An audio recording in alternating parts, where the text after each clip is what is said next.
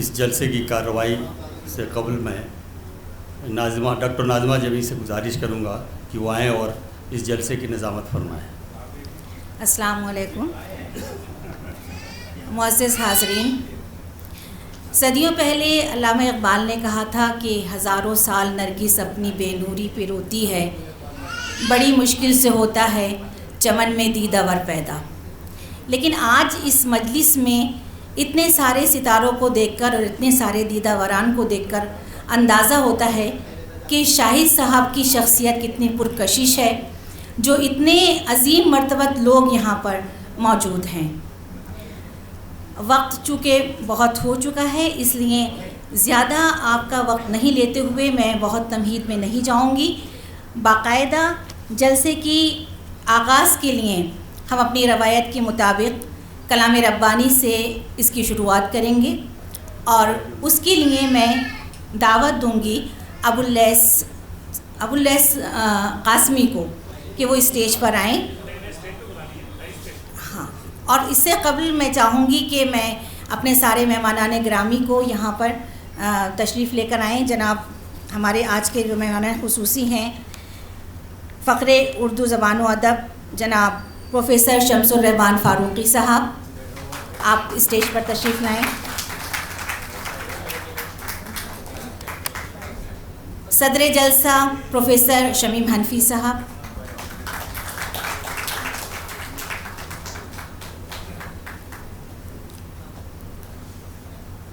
اور آج کی اس محفل کے جو روح رواں ہیں، جاں ہیں، جناب شاہد علی خان صاحب،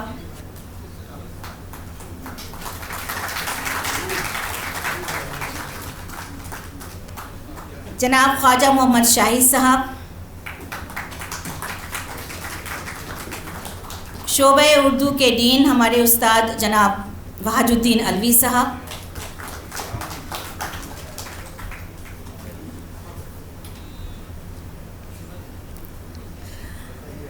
ہر دل عزیز شخصیت محترمہ پروفیسر شناز انجم صاحبہ آ جائیں، اور اس کتاب کے مرتب جناب ڈاکٹر نصیر الدین اظہر صاحب۔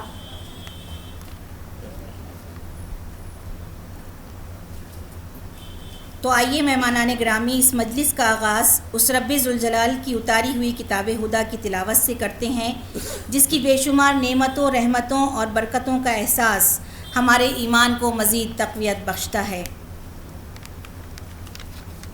جناب ابواللیث قاسمی صاحب آئیے۔ اعوذ باللہ من الشیطان الرجیم، بسم اللہ الرحمن الرحیم، والتین والزیتون وطور سینین وهذا البلد الامین، لقد خلقنا الانسان فی احسن تقویم، ثم رددناه أسفل سافلين، إلا الذين آمنوا وعملوا الصالحات فلهم أجر غير ممنون، فما يكذبك بعد بالدين، أليس الله بأحكم الحاكمين، صدق اللہ العظیم۔ میں درخواست کروں گی جناب پروفیسر نعمان خان صاحب سے کہ آپ کی نشست منتظر ہے، آپ اسٹیج پر تشریف لے آئیں، اور جناب اقبال مسعود صاحب آپ بھی اسٹیج پر تشریف لے آئیں۔ حاضرین اکرام، آپ کی آمد نے اس محفل کو جو وقار اور معیار بخشا ہے، اس کے لیے ہمارے جذبات بس اس انداز میں ڈھل گئے ہیں۔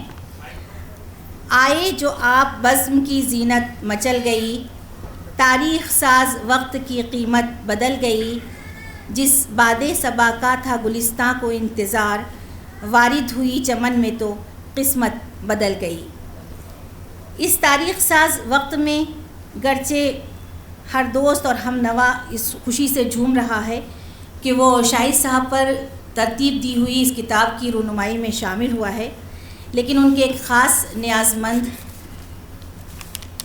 جن کی تمناؤں کی کلیاں آج کھل رہی ہیں، وہ آپ کی خدمت میں گلہائے عقیدت پیش کرنے کے لیے تشریف لائیں گے۔ میں دعوت دوں گی ڈاکٹر نصیر الدین اظہر صاحب کو کہ وہ شاہد رانا کے پرستاروں کا استقبال کریں۔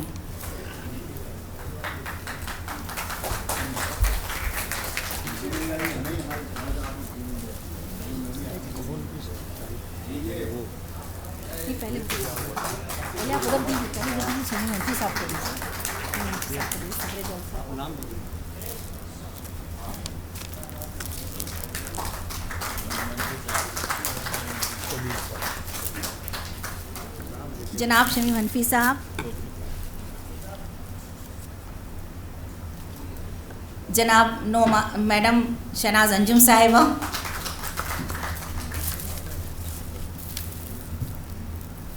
جناب پروفیسر نعمان خان صاحب،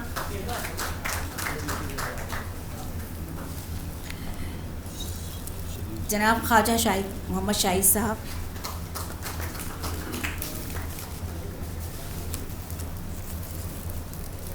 جناب وہاج الدین علوی صاحب اور جناب اقبال مسعود صاحب۔ میں جناب مہمان خصوصی پروفیسر شمس الرحمان فاروقی صاحب سے درخواست کروں گی کہ شاہد صاحب کو یہ گلدستہ اور یہ شال نذر کریں، اپنے دستے مبارک سے یہ شال اور یہ گلدستہ ان کی نذر کریں۔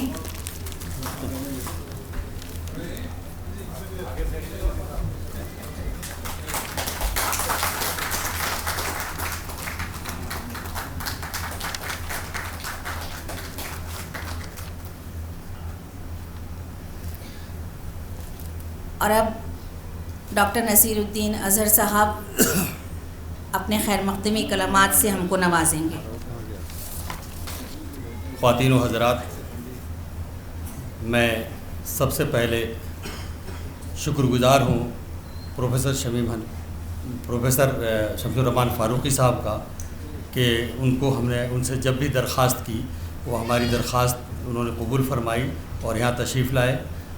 اسی طرح سے ہمارے استاد محترم پروفیسر شمیم حنفی صاحب نے اس کتاب کی تیاری میں جب بھی مجھے ضرورت پڑی، جب بھی مشورے کی ضرورت محسوس ہوئی، اور وقتاً فوقتاً انہیں مشورہ وہ دیتے رہے۔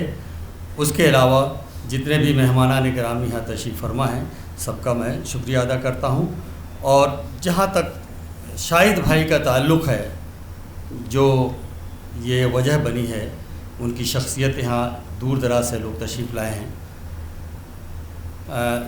قصہ ذرا طویل ہو جائے گا، لیکن میں مختصراً چاہوں گا کہ شاہد بھائی کی شخصیت میں ایسی کیا خوبی تھی، کیا خاص بات تھی جس نے مجھے مجبور کیا یہ کتاب ترتیب دینے پر۔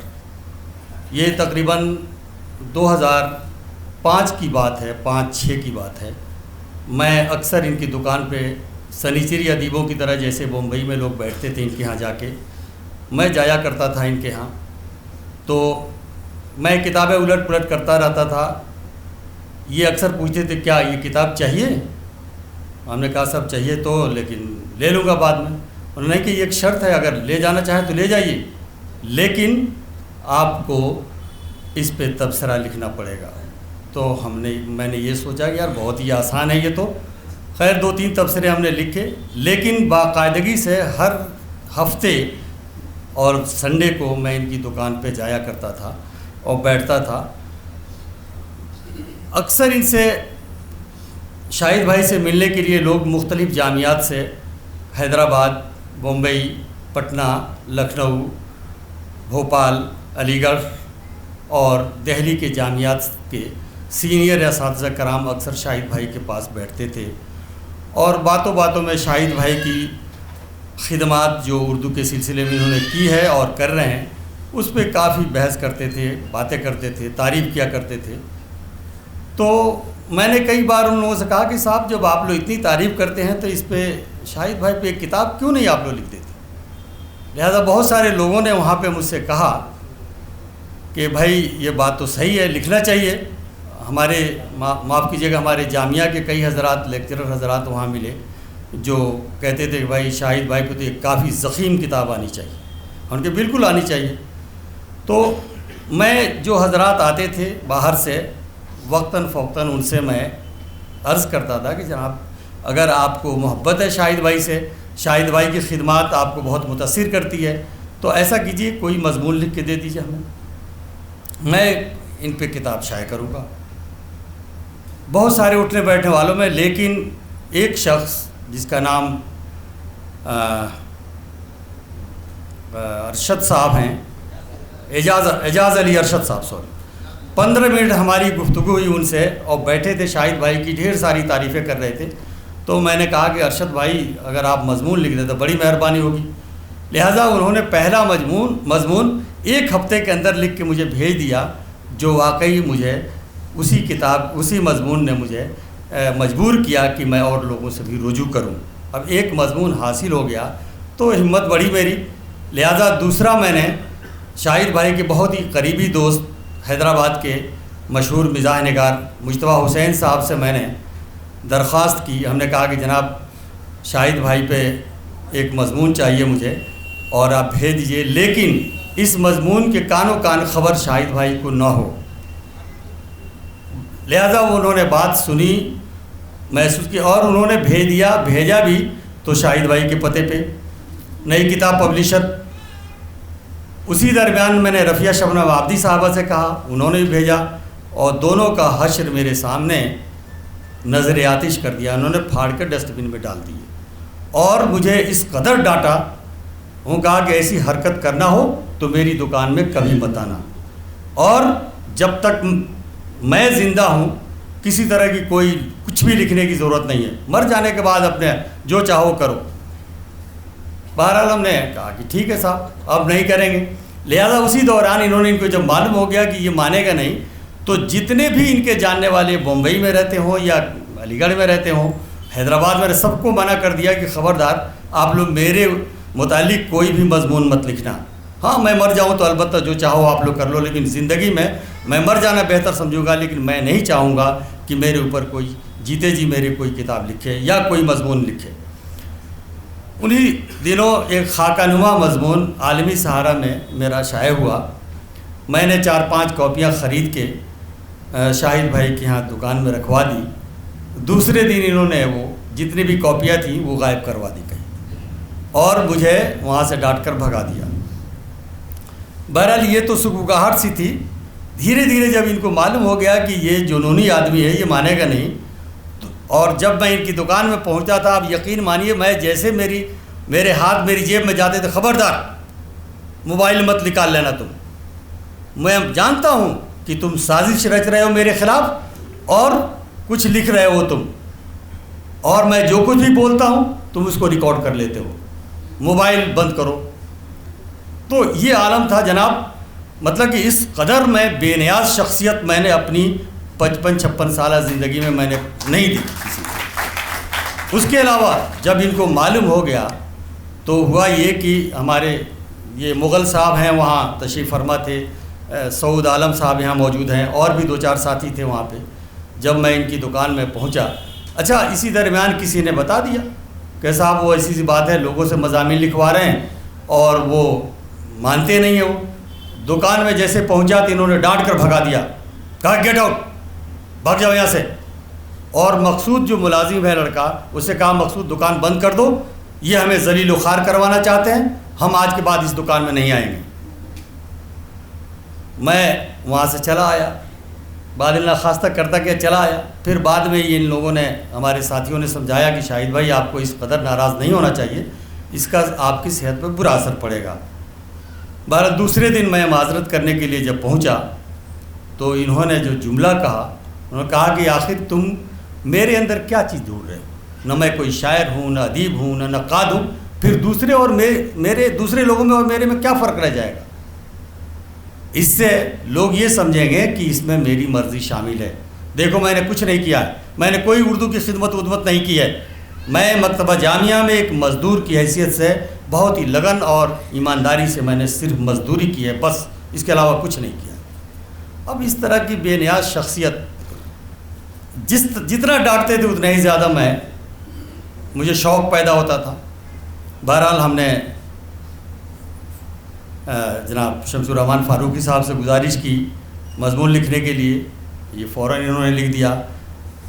ہمارے میں نے اس میں جب مشورہ کیا، نعمان صاحب بیٹھے ہوئے ہیں یہاں پہ، ہمارے استاد محترم شمیم حنفی صاحب تشریف فرما ہے، ان لوگوں نے کہا کہ بھائی اگر تم لکھنا چاہتے ہو تو لکھو۔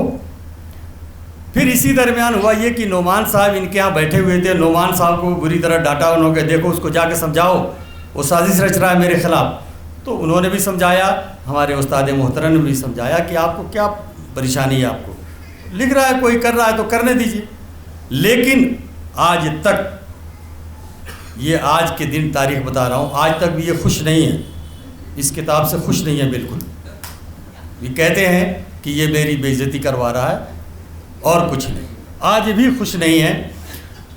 یہ باتیں مانتے ہیں صرف دو شخصیتوں کی، ایک ہمارے پروفیسر شمس الرحمان فاروقی صاحب کی، جو عزت قدر و منزلت میں سمجھتا ہوں کہ، اور دوسرے ہمارے پروفیسر شمیم حنفی صاحب کی۔ ان لوگوں سے جو محبت ان کو ہے، اور ان کے بغیر، فاروقی صاحب کے مضمون کے بغیر تو کوئی بھی رسالہ 30 میرے خیال سے شمارے نکلے، اور ہر شمارے میں ان کا مضمون شامل حال رہا۔ بہرحال میں نے مضمون اکٹھا جب کر لیے تو ہم نے کہا کہ اب اس کو چھپنا چاہیے۔ اس درمیان بھی مجھے ہمیشہ مجھ سے خفا رہے، یہاں تک کہ میں ایک بار تو یہ ہوا کہ میں نے سارا مسودہ وغیرہ پھاڑ دیا۔ ہم نے کہا کہ پھینک کے چلا گیا۔ یہ مقصود ملازم، انہوں نے کہا کہ اس میں آگ لگاؤ، یعنی جب کتاب پریس میں جانے والی تھی تب کر اس میں آگ لگا دو، اور آئندہ سے اس آدمی کو ہم اس کی شکل نہیں دیکھنا چاہتے۔ بہرحال جناب، میں کیا بتاؤں کن کن دقتوں سے، پریشانیوں سے، کتنی ڈانٹ ڈپٹ ان کی میں نے سنی ہے، وہ میں بیان نہیں کر سکتا۔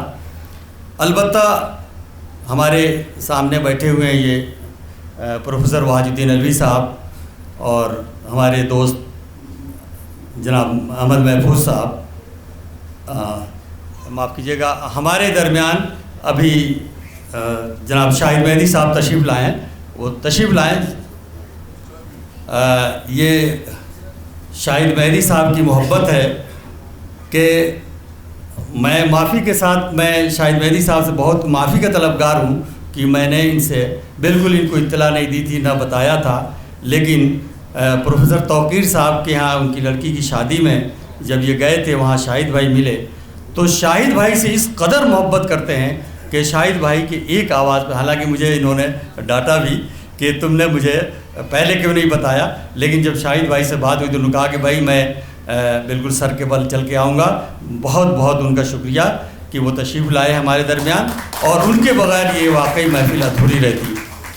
تو یہ اس طرح کے جو مرحلے ہمارے سامنے پیش آئے، میں اکثر جب ان کو جو پتہ چل گیا کہ کچھ اب یہ مانے گا نہیں، تو جرأت کا ایک شعر ہے جو ان کے شاہد بھائی کے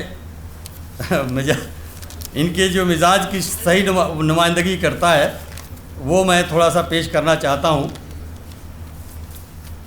جب میں بہت پیار محبت سے کہتا تھا ان سے کہ شاہد بھائی دیکھیے، آپ میری کھال اتار لیں، لیکن میں یہ کتاب تیار کر کے دم لوں گا۔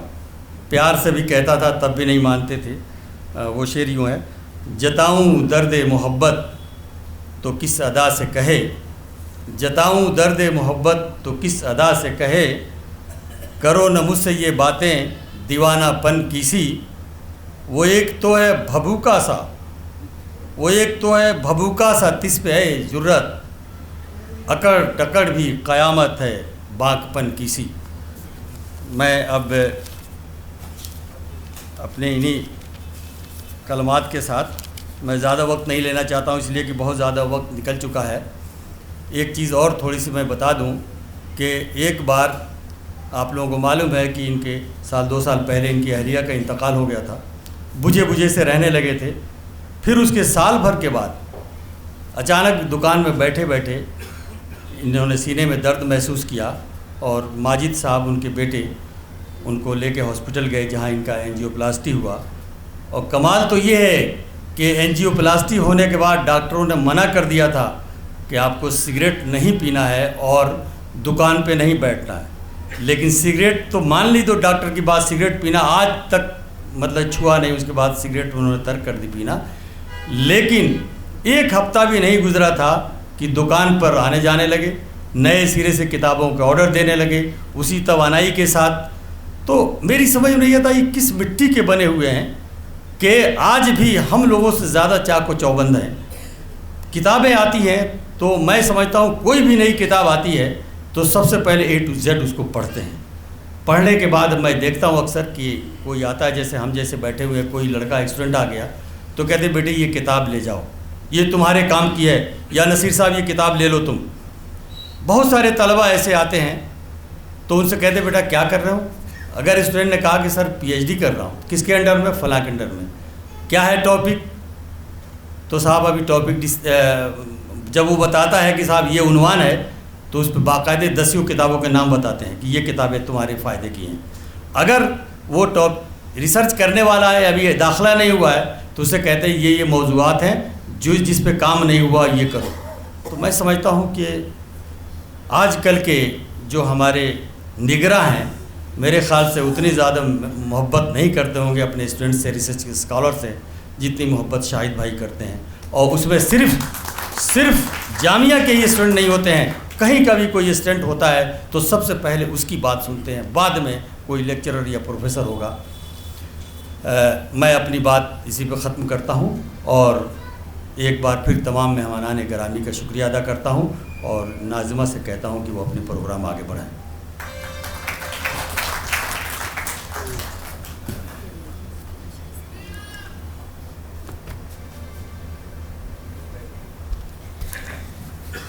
شکریہ جناب نصیر صاحب.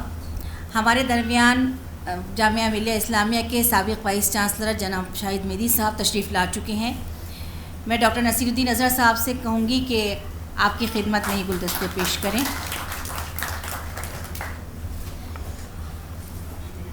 اور جناب آپ نے سنی وہ روداد کہ جو کتاب کو کہاں سے کہاں تک تیار کرنے میں لے کر گئی. ایسا لگتا تھا کہ پتہ نہیں شاہد صاحب کی کتاب آئے گی بھی یا نہیں آئے گی, کیونکہ میں نے بھی ان مراحل کو دیکھا ہے بہت قریب سے اور میں ان سب سے گزری ہوں اچھی طرح سے. لیکن بس چلیے قطرہ جو ہے اب گوہر کی شکل میں آ چکا ہے اور کتاب جو ہے وہ ماشاءاللہ بہت خوبصورت انداز میں آپ کے سامنے ہے. اب میں چاہوں گی کہ باقاعدہ اس کے رسم اجرا کی جو رسم ہے وہ یہاں پر شروع کی جائے. کتاب کے رسم اجرا یہاں پہ کتابیں لے کر آئیے اور جناب مہمان خصوصی شمس الرحمان فاروقی صاحب کے دست مبارک سے اس کتاب کا اجرا یہاں پر آپ کے سامنے ہوگا.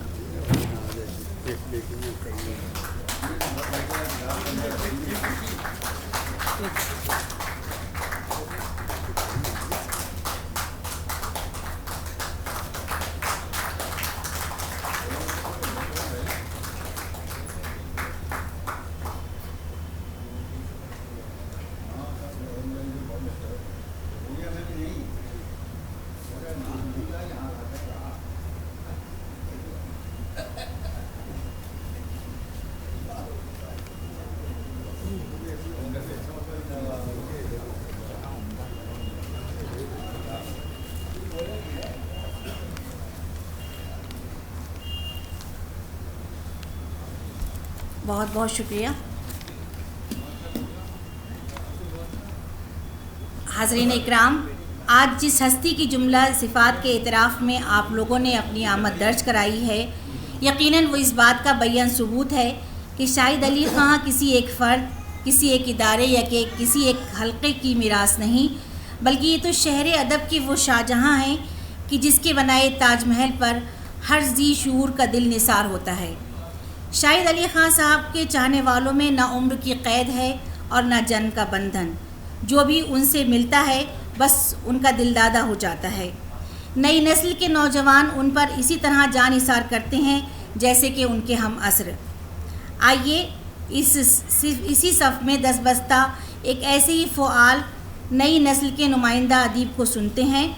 میں بلانا چاہتی ہوں ڈاکٹر زمرد مغل صاحب کو کہ وہ اسٹیج پر آئیں اور اپنے عقیدتی جذبات کا اظہار شاہد علی خاں صاحب کی نظر کریں.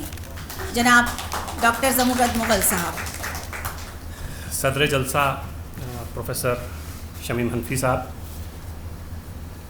شمس الرحمان فاروقی صاحب, شاہد مہدی صاحب, خواجہ شاہد صاحب, شاہد علی خاں صاحب, سامنے صف میں احمد محفوظ صاحب, حنیف ترین صاحب,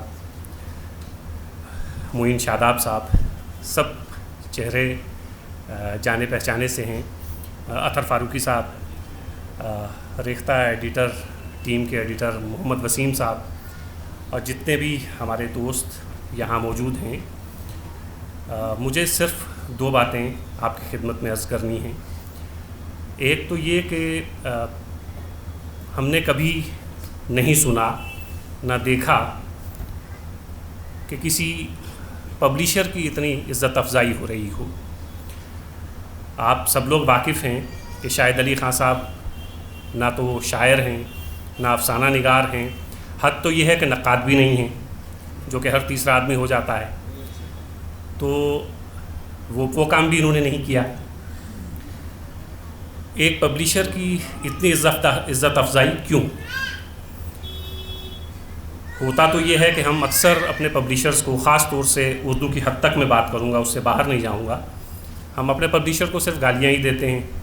اس کی ایک وجہ تو یہ ہے کہ پبلیشر ہمیشہ ہمارا روتا رہتا ہے کہ بھائی آپ کی کتاب نہیں بکتی ہے اور آپ کی کتاب کیسے شائع کریں۔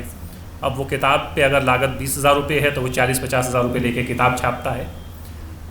دور کشمیر، بہار، حیدرآباد، کلکتہ، دور کسی گاؤں میں بیٹھا ہوا شخص اگر آج سے 10 سال، 15 سال، 20 سال پہلے اپنے بچے کو اردو پڑھانا چاہے، اس کی تربیت کرنا چاہے، تو اس کے پاس ایک ہی ذریعہ تھا کہ مکتبہ جامعہ سے جو رسائل نکلتے تھے اسے وہ اپنے بچوں کو دے، خود بھی پڑھے، اس سے بچوں کی تربیت ہوتی تھی۔ یہ کام اب ہمارے ہاں نہیں ہو رہا ہے، اور بچوں کے لیے تو کچھ بھی نہیں ہو رہا ہے، اور جو اکا دکا چیزیں ہیں وہ بچوں کے پڑھنے کی کم، بڑوں کے پڑھنے کی زیادہ ہیں۔ تو شاہد صاحب نے ایک ادارے میں رہ کے اردو کے حوالے سے جتنی کوششیں اور کاوشیں کی، میں اس لیے یہ کہتا ہوں کہ میں جموں سے تقریباً 300 کلومیٹر دور ایک چھوٹے سے گاؤں سے آتا ہوں، وہاں بھی مکتبہ جامعہ کی کتابیں تو کم پہنچتی تھیں، لیکن مکتبہ جامعہ کے رسائل وہاں پہنچتے تھے، اور میرے جیسے اور بہت سارے ہمارے دوست ساتھی یا ان کے والدین یا میرے والدین انتظار کرتے تھے ہر مہینے کہ کوئی کتاب آئے گی، اس میں بچوں کی کوئی کہانی ہوگی، کوئی لطیفے ہوں گے جو وہ یا تو وہ پڑھ کے ہمیں سنائیں گے یا ہم پڑھیں گے۔ یہ سوچ کم سے کم پبلیشر میں نہیں پائی جاتی، تو شاہد صاحب پبلیشر سے بہت آگے کی چیز تھے ہیں۔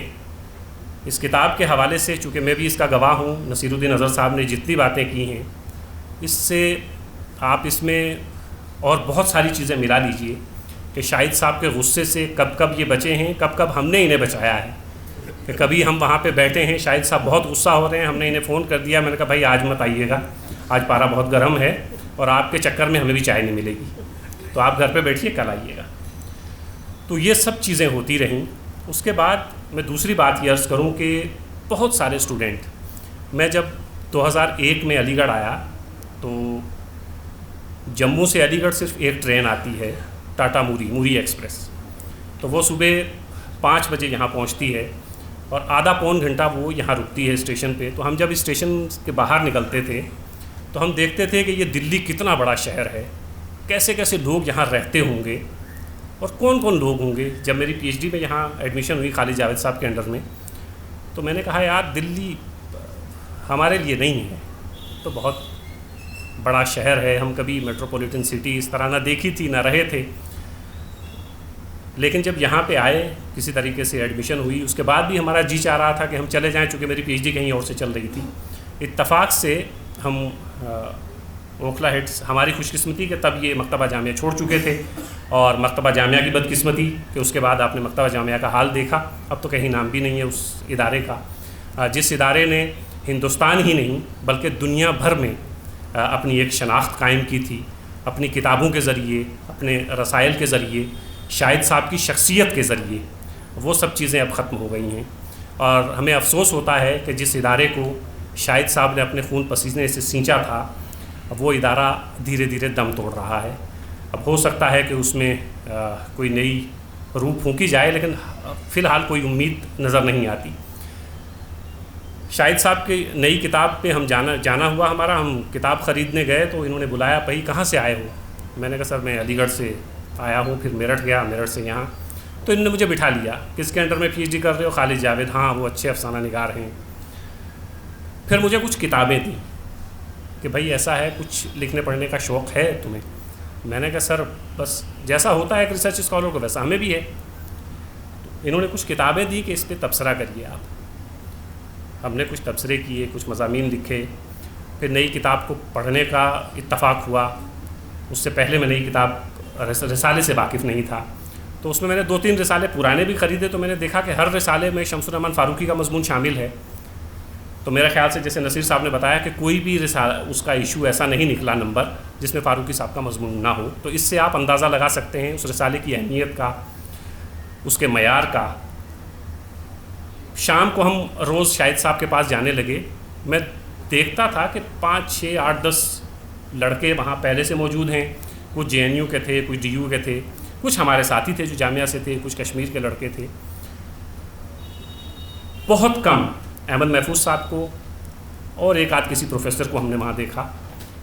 پچھلے 8 سال میں یا 9 سال میں جو میری دلی میں نے بسر کیے ہیں, کوئی شام ایسی نہیں گزرتی جہاں اسٹوڈنٹ نہ آئے ہوں. اور ابھی حال ہی میں ایک صاحب غالباً بہار سے یا کہاں سے تشریف لائے تو کہنے لگے بھائی دلی لوگ لال قلعہ دیکھنے آتے ہیں, قطب مینار دیکھنے آتے ہیں اور شاہد علی خان کو دیکھنے آتے ہیں. یہ اہمیت شاہد صاحب کی ہے.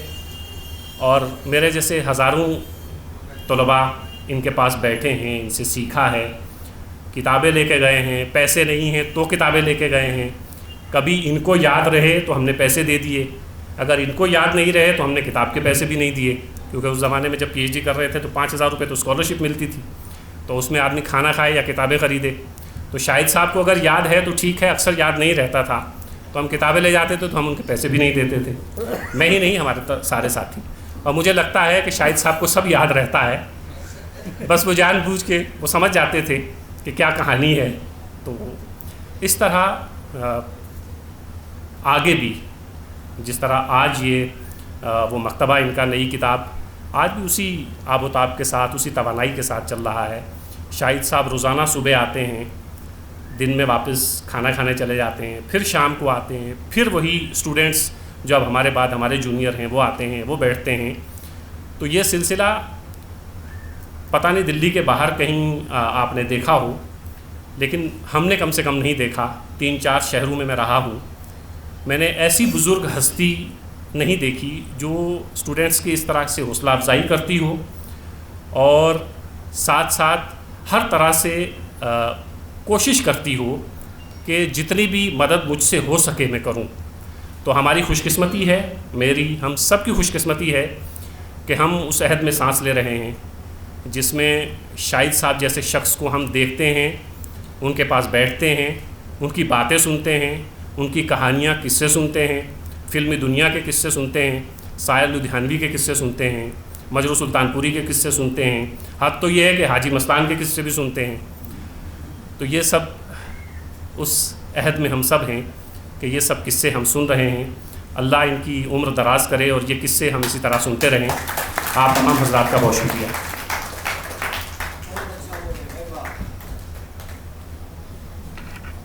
شاہد صاحب کے بارے میں ابھی زمرد مغل صاحب نے جیسا کہ عرض کیا, میں بھی سمجھتی ہوں کہ شاہد صاحب ہمارے لیے ایک آرکائیوز کی حیثیت رکھتے ہیں. جس طرح سے بہت ساری چیزیں جو پرانی ایسی ہوتی ہیں جو ہمیں معلوم ہی نہیں پڑتی کہ کہاں سے نکلی اور کہاں سے ان کی نمود ہوئی, وہ ہم شاہد صاحب سے پتہ کر لیتے ہیں. ایک دن علامہ اقبال کا ایک شعر پڑھ رہی تھی کہ وہی جواں ہے قبیلے کی آنکھ کا تارا, شباب جس کا ہے بے داغ ضرب ہے کاری, اگر ہو جنگ تو شیران غاب سے بڑھ کر, اگر ہو صلح تو رانا غزال تاتاری. تو میں نے اس میں اس طرح سے چینجنگ کی کہ وہی ہے شخص ادیبوں کی آنکھ کا تارا, شباب جس کا ہے بے داغ ضرب ہے کاری, اگر ہو جنگ تو شیران غاب سے بڑھ کر, اگر ہو صلح تو رانا غزال تاتاری. شاہد صاحب دوستوں کے دوست, اور کچھ حد تک حقیقت یہ ہے کہ اگر تھوڑی سی دشمنی کوئی نبھانا چاہتا ہے تو اس سے نبھا بھی لیتے ہیں. یہ میں نے ان کے برتاؤ سے اور ان کے مزاج سے اندازہ لگا لیا ہے۔ تو جناب یہ ہماری نئی نسل کے نمائندہ جناب زمرد مغل صاحب تھے، اور اب میں دعوت دوں گی جناب معصوم مراد آبادی صاحب کو کہ آپ اسٹیج پر تشریف لائیں اور شاہد صاحب سے متعلق اپنے خیالات کا اظہار کریں۔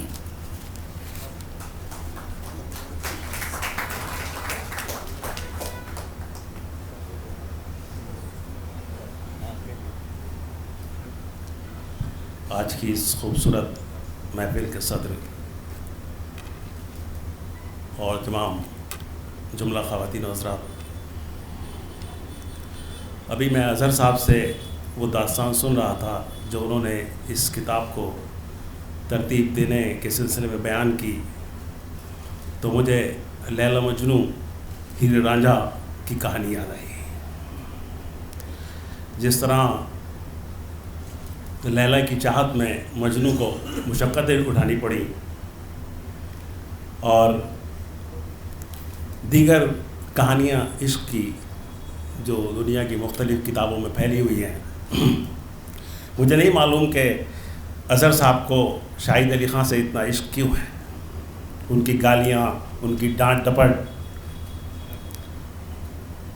مضامین کو نظر آتش کر دینا، نہ جانے کیا کیا۔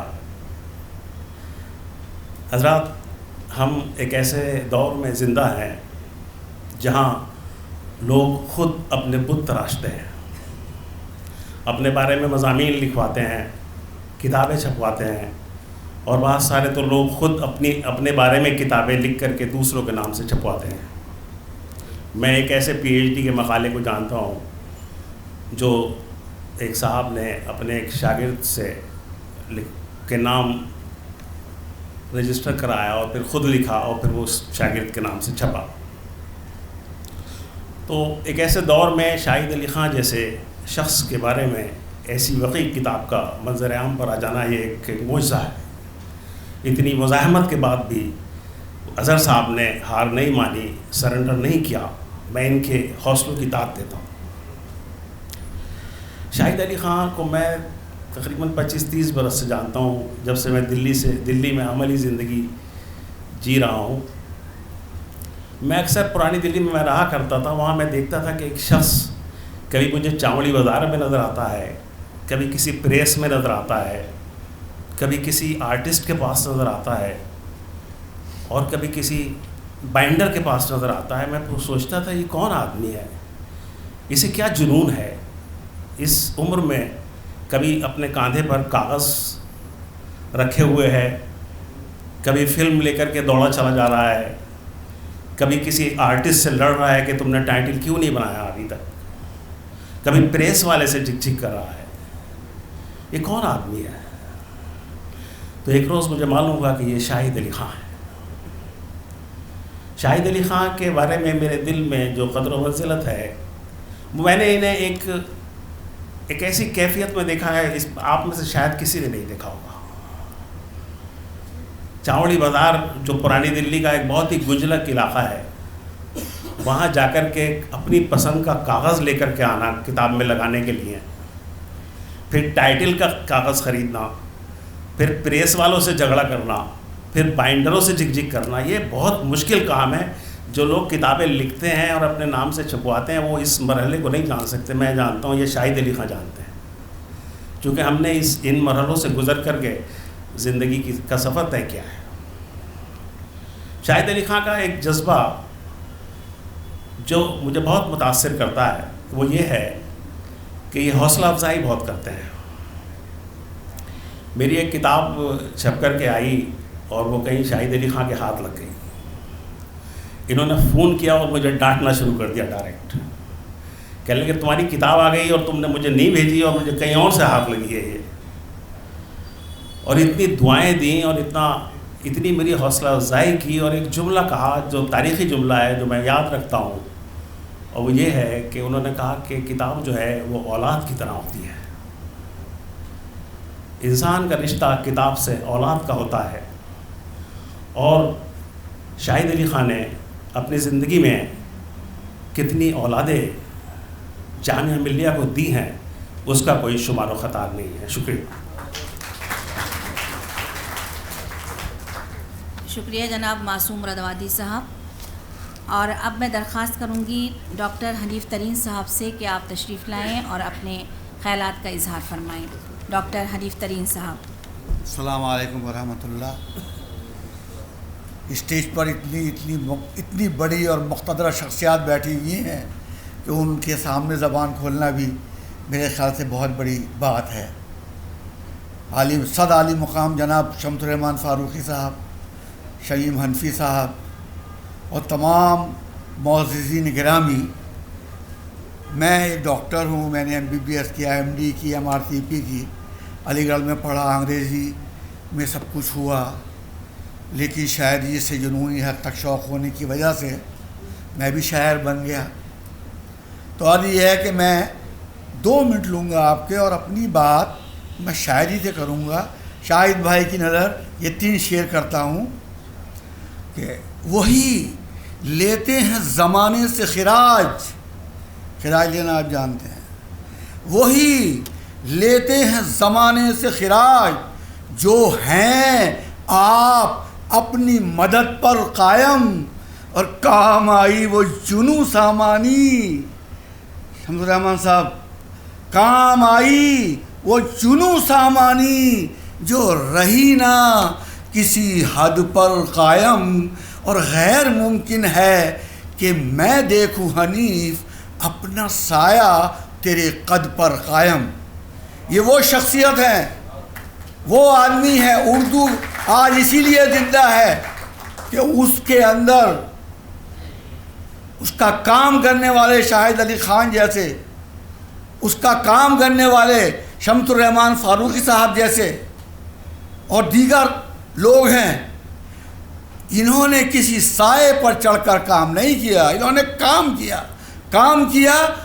کیا جس کی وجہ ہے کہ آج میں اس محفل میں دیکھ رہا ہوں کہ بہت ہی ذمہ دار اردو کے اور بہت ہی بڑے بڑے لوگ یہاں پر بیٹھے ہوئے ہیں. میں شاہد علی خان کے لیے کیا کہہ سکتا ہوں؟ اتنا کہتا ہوں، میں نے اپنی ایک بزم بنائی، اس کا نام رکھا عالمی اردو مجلس دہلی. میں خان صاحب کے پاس گیا، میں نے کہا خان صاحب ہمیں آپ کے اوپر ایک فنکشن کرنا ہے، آپ کو ہائی لائٹ کرنا ہے. حالانکہ آپ کا فنکشن شمیم صاحب کر چکے ہیں. میں نے کہا ہم دوسرے طریقے سے کرنا چاہتے ہیں.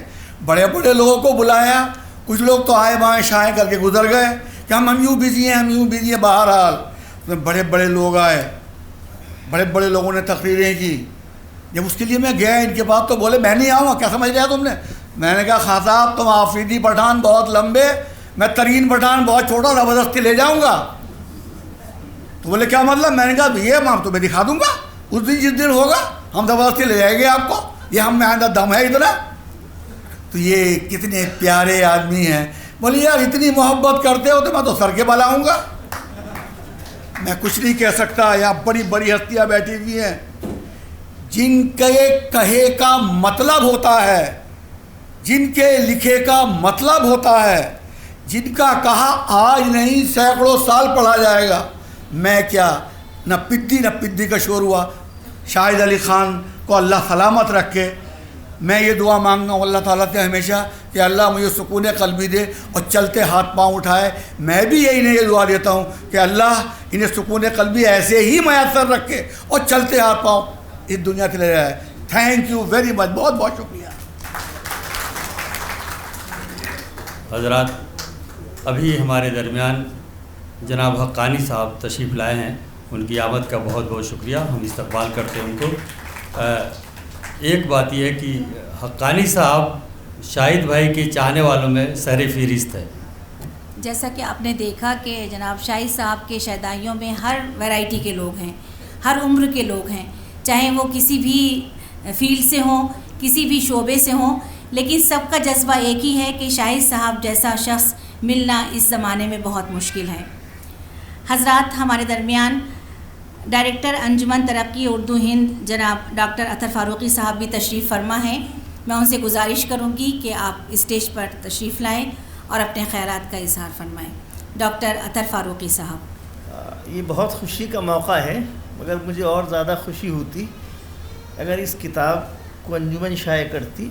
اس کے لیے میں نے آپ سے درخواست کی تھی، مگر قرۂ فال ہمارے نام نہیں نکلا اور بہرحال کتاب شائع ہو گئی۔ شاہد صاحب کے کمالات کا بہت سارے لوگوں نے ذکر کیا اور بہت سارے لوگ ذکر کریں گے۔ میں صرف ایک واقعہ آپ کو سناتا ہوں کہ رشید حسن خان صاحب کے اوپر ایک کتاب شائع ہونی تھی جو کسی وجہ سے 5 6 7 سال تک شائع نہیں ہوئی۔ میں شاہد صاحب کے پاس جاتا رہا،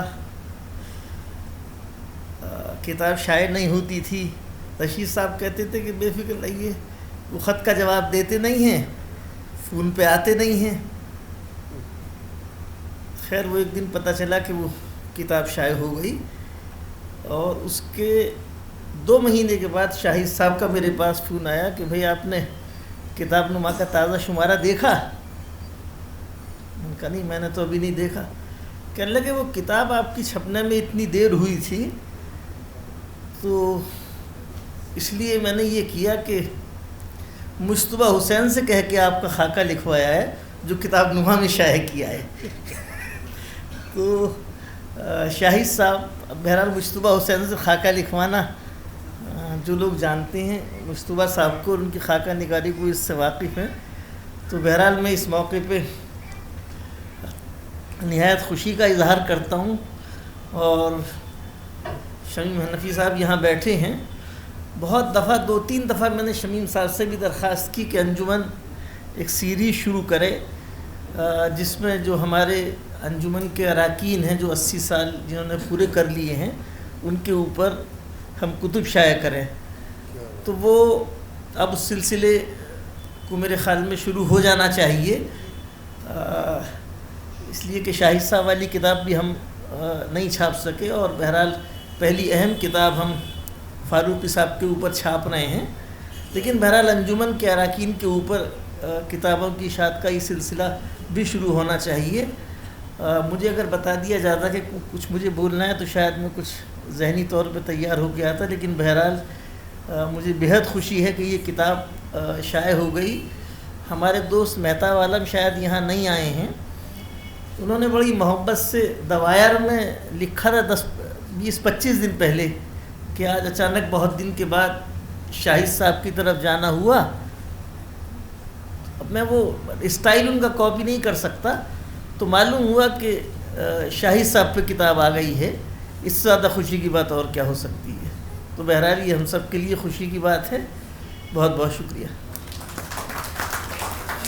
شکریہ جناب اطہر فاروقی صاحب۔ حضرات اکرام، میں نے جیسا کہ عرض کیا کہ شاہد صاحب کی مقبولیت کبھی حدوں اور سرحدوں میں قید نہیں رہی، ان کا لامتناہی دائرہ ملکوں اور ریاستوں کو سمیٹے ہوئے ہے۔ وہاں کے ادیب، شاعر، صحافی سب ان کے کاموں کے دلدادہ ہیں۔ اس بے لوث شخصیت کی محبت کے اسیر بھوپال کے جانے مانے ادیب جناب اقبال مسعود صاحب بھی یہاں تشریف فرما ہیں۔ میں ان سے عرض کروں گی کہ آپ مائک پر تشریف لائیں اور اپنے خیالات کا اظہار کریں۔ جناب اقبال مسعود صاحب۔ حضرات، یہ بہت میرے لیے اعزاز کی بات ہے کہ جس اسٹیج پر اردو کے آفتاب اور مہتاب جلوہ افروز ہوں وہاں میں کچھ بول سکوں۔ حضرات، آج شاہد صاحب کے بارے کے اندر ہمیں گفتگو کرنا ہے، اور میرا خیال ہے کہ بہت کمال ہے موضوع گفتگو ہونا۔ یہ کسی شخص کے لیے بہت ہی بڑی اہمیت کی بات ہے کہ وہ موضوع گفتگو بن جائے۔ شاہد بھائی اس وقت ہمارا موضوع گفتگو ہے۔ آپ جانتے ہیں کہ وہ محقق نہیں ہے، وہ ناقد بھی نہیں ہے، وہ شاعر بھی نہیں ہے، لیکن ان سب کے سرپرست ہیں۔ اور اس سے بڑھ کر ایک اور بات جو ہے، بحیثیت ادیب، شاعر اور ناقد کے شاید وہ اتنے بڑے نہ ہوتے جتنے بڑے وہ بحیثیت انسان کے ہیں۔ ایک انسان کا جشن ہم آج منا رہے ہیں، ایک ایسے انسان کا جشن جس کو تہذیب سے جو آگاہ ہے، جس کو معلوم ہے کہ اپنے چھوٹوں کو بڑھانے کا کیا طریقہ ہوتا ہے، کیونکہ آنے والا زمانہ ان کے ہاتھ میں ہوگا۔ ہم دیکھتے ہیں کہ بمبئی سے لے کے دہلی تک انہوں نے نوجوانوں کو ہمیشہ آگے بڑھایا ہے۔ ترقی پسند تحریک ہو، جدیدیت ہو، ماں بعد جدیدیت ہو یا اس کے بعد کا زمانہ ہو، ہمیشہ نوجوان نسل کی انہوں نے رہنمائی کی ہے، ان کو چھاپا ہے، اور ایسی جگہ پر ان کو چھاپا ہے جہاں بڑے اساتذہ کو شائع کیا جاتا ہے۔ کسی کا انٹرویو ہونے والا ہے، کتاب نما کے اندر اس کا پہلے صفحے کے اوپر فوٹو شائع ہوتا ہے، اس کا ایک مضمون شائع ہوتا ہے. اس طرح سے اس کی جو ہمت افزائی ہوتی ہے وہ آنے والی نسلوں کو ایک اچھا سا ادیب، ایک اچھا شاعر دیتی ہے. یہ بہت مشکل کام ہے کہ ایک آدمی رسالہ نکالے اور اس میں دوسروں کو بڑھائے، اور دوسروں کو بھی کن کو، وہ جو نئے ہیں، نوخیز ہیں، نئی کوپلیں ہیں، ان کو بڑھائے آگے، کیونکہ یہی آگے بن کے بڑے اور تناور درخت بننے والے ہیں. ابھی ہم نے سنا ہمارے ساتھیوں سے، ہمارے نوجوانوں سے، کہ کس طرح سے وہ جب جاتے ہیں تو انہیں کتابیں دیتے ہیں. میں بھی اس کا گواہ ہوں، مجھے بھی یہ سب کچھ کیا.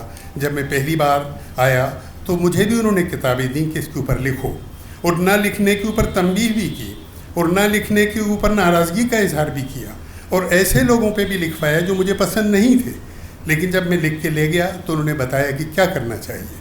تو جس طرح سے جب سے لے کے آج تک تقریباً 1970 سے لے کے آج 2018 تک کتنے ادیبوں کو، کتنے شاعروں کو، کتنے لوگوں کو انہوں نے آگے بڑھایا ہوگا، کتنی کتابیں شائع کریں، ان کی مدد کری. تو یہ ایک ایسا کام تھا جو شاید اور کوئی نہیں کرتا ہے. تحریک چلانا الگ بات ہے، بڑا رسالہ نکالنا بھی ایک الگ بات ہے، لیکن ایک ایسا رسالہ نکال کر لوگوں کو بڑھانا اور اس کی اتنی عزت ہو جانا اس رسالے کی کہ پاکستان اور ہندوستان کے درمیان جب رسائل بند ہیں، ان کا رسالہ آتا ہے تو پاکستان میں سب سے اہم جگہوں پر ڈسپلے کیا جاتا ہے، اور اس کا ایک ایک حرف جو ہے وہ دوسرے اخبار مستعار لیتے ہیں اور شائع کرتے ہیں. اس جگہ پر پہنچا دیا انہوں نے مکتبہ جامعہ کو کہ بچوں کی کتابیں 3 ٹرک بھر کے جنوب کے اندر بھیجی جاتی ہیں. رسالے کی ایسی پذیرائی ہوئی پورے ہندوستان کے اندر کہ شاید کسی اور رسالے کی نہیں ہوئی ہو، اور ایک ایسے رسالے کی جو کسی تحریک سے بھی وابستہ نہیں تھا.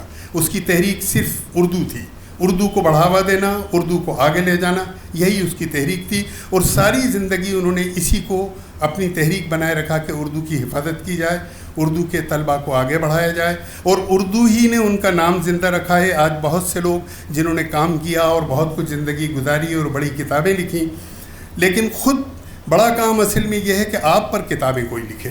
یہ بڑا کام نہیں ہے کہ آپ دوسروں پہ کتابیں لکھیں، آپ پر کتابیں لکھی جائیں، یہ بڑا کام ہے، یہ بہت بڑی چیز ہے. اور سب سے بہتر کام جو میں نے پہلے کہا کہ بہت کمال ہے موضوع گفتگو ہونا، اور اس وقت آپ دیکھ رہے ہیں، ہم بھی دیکھ رہے ہیں کہ وہ کس طرح موضوع گفتگو ہے. شکریہ حضرات.